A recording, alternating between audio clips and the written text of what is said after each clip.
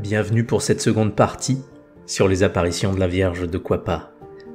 Si vous n'avez pas vu la première, je vous invite à le faire avec le lien qui apparaît en haut à droite de l'écran. Et si vous ne le voyez pas, regardez en description de la vidéo. Aujourd'hui, je vais vous parler du message très important que la Vierge a révélé à Bernardo Martinez. En fin de vidéo, je vous expliquerai pourquoi il est capital pour les temps à venir. Bien sûr, certains n'y prêteront pas attention en se disant « Oh, ce n'est que ça », et ils l'oublieront. Un peu comme une poule qui trouve un diamant et s'en débarrasse, car il n'est pas comestible. Mais je sais aussi que certains seront très attentifs et lui accorderont toute la valeur qui lui est due. Ils deviendront alors beaucoup plus riches spirituellement et éviteront bien des souffrances.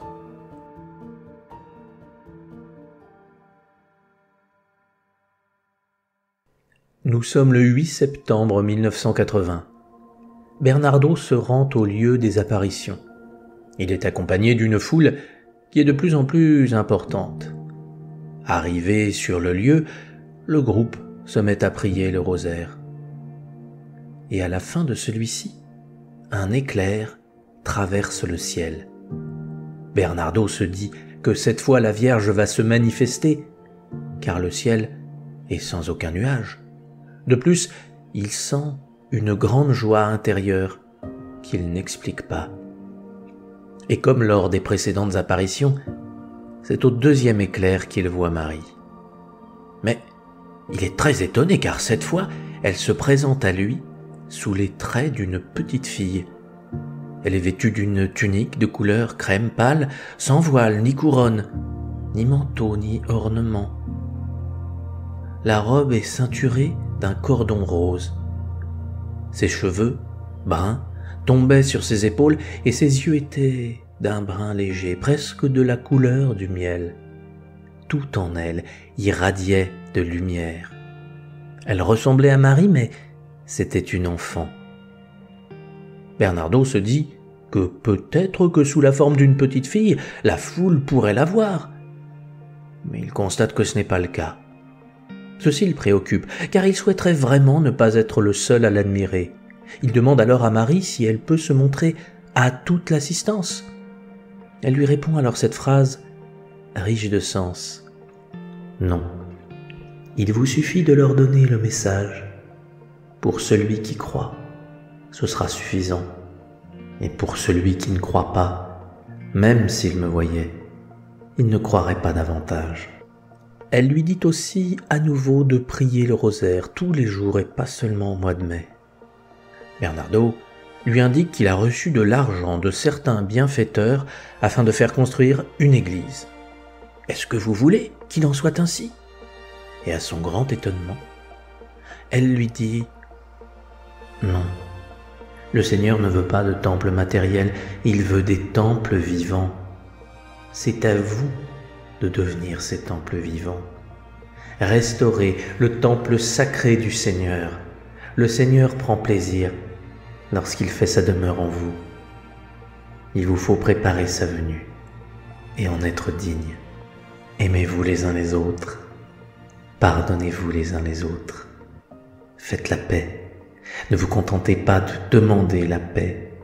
Faites la paix. Je ne reviendrai pas le 8 octobre, mais le 13. » Ensuite, elle s'éleva vers le ciel et disparut dans un éclair lumineux. Les plus attentifs d'entre vous comprendront le choix du 13 de la part de Marie. Il se déroula donc un peu plus d'un mois et le 13 octobre 1980, qui était un lundi, au même endroit, Bernardo l'attendait avec la foule. Un phénomène tout à fait particulier se produisit avant l'apparition. Bernardo et la foule voient en effet un cercle lumineux se former sur le sol, et celui-ci semble en lien avec un cercle lumineux qui se trouve dans le ciel. Il se dit que c'est sans doute une façon d'expliquer que la volonté de Dieu doit s'accomplir sur terre comme au ciel. Et comme elle l'avait annoncé, à nouveau, Marie réapparut.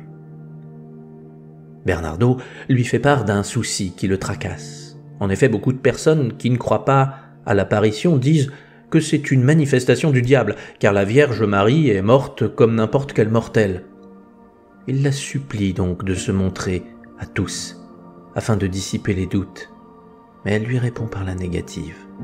Il voit alors son visage devenir pâle et son manteau gris, et puis, le regard triste, elle se met à pleurer. Bernardo est bouleversé de son chagrin et il pleure à son tour. « Madame, pardonnez-moi pour ce que j'ai dit, c'est moi qui suis coupable. Vous êtes attristée à cause de moi, pardonnez-moi, pardonnez-moi. » « Je ne suis pas attristé et fâché à cause de toi. »« Mais pourquoi pleurez-vous ? Je vous vois pleurer. »« Cela m'attriste de voir la dureté des cœurs de ces gens. Mais vous devez prier pour eux, pour qu'ils changent. Priez le chapelet. Méditez sur les mystères. Écoutez la parole de Dieu qui se communique dans ces mystères. » Bernardo parle alors de toutes les demandes que lui ont fait les habitants de Cuapa. « Madame, j'ai beaucoup de demandes à vous présenter, mais j'ai peur d'en oublier. » Elle lui répond alors « Il me demande des choses qui sont sans importance. Demandez la foi, pour que chacun ait la force de porter sa croix. La souffrance en ce monde ne peut être enlevée. Les souffrances, c'est la croix que vous avez à porter. Si avec foi vous demandez d'être libéré d'une souffrance, vous ne serez libéré que si la souffrance n'est pas la croix que vous avez à porter. Mais si la souffrance est la croix, ce poids se transformera en gloire. S'il y a des problèmes avec le mari, la femme, les enfants, les frères, parlez, discutez afin qu'ils soient résolus en paix. N'ayez pas recours à la violence. N'ayez jamais recours à la violence. Priez pour avoir la foi qui vous donnera la patience. Je vais maintenant partir et vous ne me reverrez plus en ce lieu. » Attristé au plus haut point par cette phrase, Bernardo s'écrie « Ne nous laissez pas, ma mère, ne nous laissez pas, ma mère. Ne soyez pas attristés.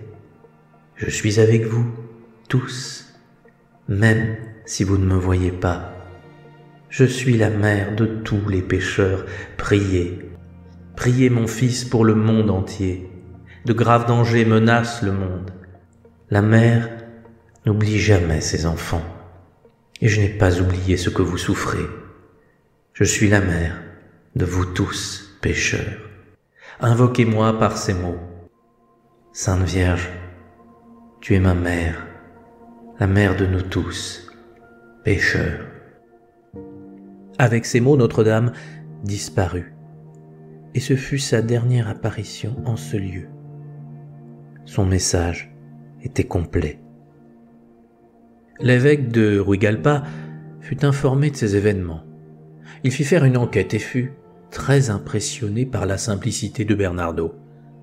Celui-ci, en effet, était constant dans son récit et faisait preuve d'une grande transparence. Aussi l'évêque autorisa Bernardo à parler des apparitions et de nombreux pèlerins commencèrent à venir à Cuapa. Les responsables du régime communiste eurent vent de cette affaire. Et cela leur déplaisait fortement qu'il puisse se développer un lieu de foi et de prière à Cuapa. Aussi, Bernardo Martinez fut approché par des membres du parti sandiniste afin d'acheter son silence. Il lui fit proposer des terres et du bétail, et en échange, il devait tout nier en bloc. Il refusa. Jamais il ne trahirait la Vierge Marie. Alors, la télévision commença à faire des reportages sur lui afin de le discréditer. Il était présenté comme un fou et un hystérique victime d'hallucinations. Imaginez la difficulté de vivre une telle campagne de harcèlement médiatique, quand chaque personne dans la rue vous reconnaît et vous prend pour un dément, et quoi que vous disiez, personne ne vous croit, car si c'est passé à la télé, alors c'est la seule vérité. Mais Bernardo tint bon. Le souvenir de Marie l'aidait grandement. Il la priait, et comme elle le lui avait dit, « Je suis avec vous même si vous ne me voyez pas. » Les dirigeants furent irrités par sa résistance. Aussi, il fut finalement décidé de venir l'arrêter au petit matin, et un groupe de policiers débarqua chez lui afin de mettre fin à tout cela. Mais de nombreux pèlerins étaient présents et dormaient chez Bernardo. Quand les policiers débarquèrent, les pèlerins voulurent défendre Bernardo et se dressèrent face aux forces de l'ordre qui finirent par battre en retraite. Pour protéger Bernardo, l'Église l'a amené dans un séminaire où il s'est consacré au jardinage et a pris une grande joie à raconter ses visions aux séminaristes. En 1995, à l'âge de 64 ans, Bernardo a été ordonné prêtre dans la cathédrale de León. Lui, qui depuis tout petit souhaitait devenir prêtre, ce fut un si beau jour que de voir son rêve se concrétiser. Il remercia Dieu de tout son cœur et se montra digne de sa tâche. Bernardo Martinez est mort en 2000 et a été enterré dans la vieille chapelle où il avait vu la statue de Notre-Dame briller.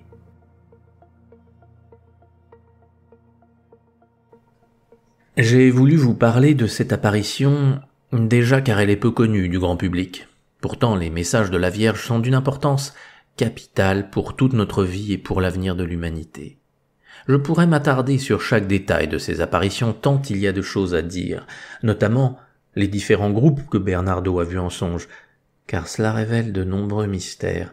Mais je préfère me focaliser sur un point qu'il est essentiel de comprendre et que très peu de personnes mettent en pratique. La Vierge dit « c'est à vous de devenir des temples vivants, restaurer le temple sacré du Seigneur ».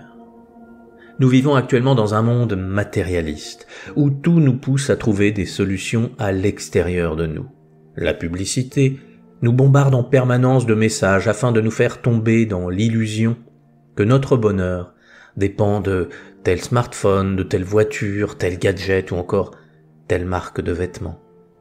Et la grande majorité tombe dans ce piège en achetant frénétiquement des objets afin de trouver enfin le bonheur. Bon, il y a sûrement une légère satisfaction sur le moment, mais comme cela ne dure pas, il faut à nouveau trouver un autre objet afin de se sentir mieux. Et même dans le domaine de la spiritualité ou de la religion, cette philosophie matérialiste imprègne tout. Seulement ce n'est pas une voiture que l'on nous demande d'acheter, mais tel appareil qui mettra de bonnes vibrations dans notre maison, tel pendentif censé nous protéger, telle pierre censée nous décharger de mauvaises ondes. Mais les idées sont les mêmes. En cherchant à l'extérieur de nous, nous nous dépossédons de notre pouvoir divin. Nous oublions que nous avons été créés à l'image de Dieu.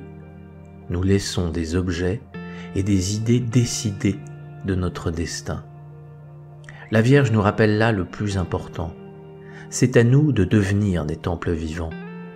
C'est ainsi que Dieu viendra faire sa demeure en nous. Cette phrase n'est pas qu'une vue de l'esprit ou une figure poétique, c'est une réalité. Quand Dieu vient s'installer en nous, nous sommes un avec lui. L'unité se réalise. Et nous ne craignons plus rien, nous devenons invincibles. Mais pour cela, il faut devenir un temple vivant. Bon, peut-être vous demandez-vous comment ? C'est simple à comprendre, mais c'est difficile à réaliser. Imaginez que demain, un émissaire de Jésus vienne sonner chez vous en vous disant que Jésus comptait visiter votre domicile. Que feriez-vous ? Laisseriez-vous tout en désordre ? Laisseriez-vous les poubelles traîner et la saleté s'accumuler ? Bien sûr que non, vous feriez le maximum afin que votre domicile soit resplendissant et digne de Jésus. Bien à l'intérieur de nous, c'est la même chose. Pensez-vous que nous allons pouvoir devenir un temple de Dieu si en nous s'accumule de la haine, de la peur, des mauvaises intentions, des sentiments de vengeance et de rancœur ? C'est donc là que le travail doit commencer. Chaque jour, il est important d'ajouter une pierre à ce temple, simplement une pierre, en faisant des efforts, en rendant notre être plus beau, plus digne. Par exemple, vous ne pouvez pas vous empêcher de dire du mal et de critiquer tout le monde. Au lieu de dire que c'est ainsi et que on ne peut rien y changer, faites l'effort de diminuer un tout petit peu chaque jour. Et ainsi, au fil des années, vous finirez par bénir les merveilles de ce monde, au lieu de critiquer et condamner en permanence. appliquer cela à tous les domaines de votre vie. Seulement, c'est un travail difficile. Et la majorité préfère trouver des excuses. Un être qui est devenu un temple de Dieu a dû mener 1001 batailles. Il n'a pas peur d'affronter ses ennemis extérieurs, car il les a déjà vaincus intérieurement. C'est pour cela que la Vierge nous dit dans son message de ne pas être violent. Attention, que cela ne soit pas mal compris, ne pas être violent ne signifie pas qu'il faille dire amen à tout et servir de paillasson devant les malfaisants de ce monde. Chaque injustice doit être combattue. Il est grand de se dresser contre le mal à chaque fois qu'il se trouve devant nous, mais pas avec les mêmes armes que lui. Si vous répondez à la violence par la violence, alors vous devenez petit à petit comme votre ennemi et vous deviendrez même pire, sans en avoir conscience. Ne pas être violent ne signifie pas être faible et passif. Combien de personnes donnent tout au premier venu et n'ont plus rien ensuite pour Dieu et les gens qu'ils aiment. Ils concluent alors que le monde n'a pas de sens et que tout est noir. C'est simplement leur attitude qui était stupide. Ce qu'il y a de plus précieux en nous, il ne faut le donner à personne d'autre qu'à Dieu. Ce n'est pas de la sagesse que de laisser les imbéciles prendre le pouvoir. Lorsque nous aurons le courage de vaincre nos vices et de les mettre au service de Dieu, alors aucun ennemi intérieur ne nous fera peur. Et nous appliquerons une justice divine qui ne cherchera pas à faire triompher notre ego et nos intérêts, mais à appliquer la volonté de Dieu. Ne me comprenez pas mal, je ne suis pas en train de vous dire qu'une église n'est pas une bonne chose, et que les biens matériels ne servent à rien et qu'il ne faut pas en avoir, pas du tout. Nous vivons dans un monde matériel, nous devons donc agir avec celui-là. Mais ce n'est pas lui qui doit nous diriger comme nous le voyons partout aujourd'hui, où trop de personnes se lamentent car ils cherchent ce qu'ils n'ont pas et veulent toujours plus alors qu'ils ont bien assez. Acquérir un bien matériel, c'est une bonne chose si cela vous permet de vous rapprocher de Dieu, si cela vous incite à devenir meilleur. L'idée n'est pas de mépriser le matériel, mais de le mettre au service d'un idéal divin. Malheureusement, aujourd'hui ce sont les objets qui sont devenus les nouveaux dieux et qui dirigent l'esprit de l'homme. Certains ont peur des événements à venir, et d'ailleurs, depuis longtemps, la Vierge nous prévient des changements nécessaires afin que l'humanité ne soit pas condamnée. Certains pensent que Dieu va se venger, mais Dieu a bien autre chose à faire que de se venger. C'est l'homme qui est habité par de telles idées. Mais en transgressant certaines lois, l'humanité s'est elle-même maudite. Si un individu se jette d'une falaise en disant qu'il ne croit pas en la loi de la gravité, il s'écrasera au sol. Et ce n'est pas Dieu qui s'est vengé de lui, c'est simplement sa stupidité qui l'a condamné à souffrir, car il n'a pas voulu étudier les lois de ce monde. Alors face aux grands tourments à venir, ce n'est pas avec la peur que vous pourrez éviter quoi que ce soit. S'enfermer dans un bunker ne vous protégera pas bien longtemps si le monde est dévasté. La seule solution est celle rappelée par la Vierge. Devenons des temples vivants, car si Dieu vient s'installer en nous, alors que craindrons-nous? Rien. Même si le monde s'effondre, même si tout peut sembler perdu, si Dieu est en nous, alors nous pouvons triompher de tout, et Dieu ne viendra pas si nous sommes pétris de peur. Chaque jour, posons une pierre afin d'édifier notre temple vivant. Et même s'il ne nous reste qu'une heure à vivre, cela ne doit pas nous affranchir de ce travail, car c'est la seule chose qui compte vraiment. Ne vous souciez pas de convertir un tel ou d'influencer un tel. Travaillez sur vous, il y a bien assez de choses à faire. Et lorsqu'un jour, vous serez devenu un temple vivant où Dieu aura fait sa demeure, alors ce sont les autres qui viendront vous voir pour vous demander conseil, sans rien avoir à dire. Ils reconnaîtront votre grandeur, et c'est ainsi la meilleure façon de transformer ce monde et d'en faire un paradis, d'appliquer ce que Jésus demande à Dieu, que ta volonté soit faite sur la terre comme au ciel.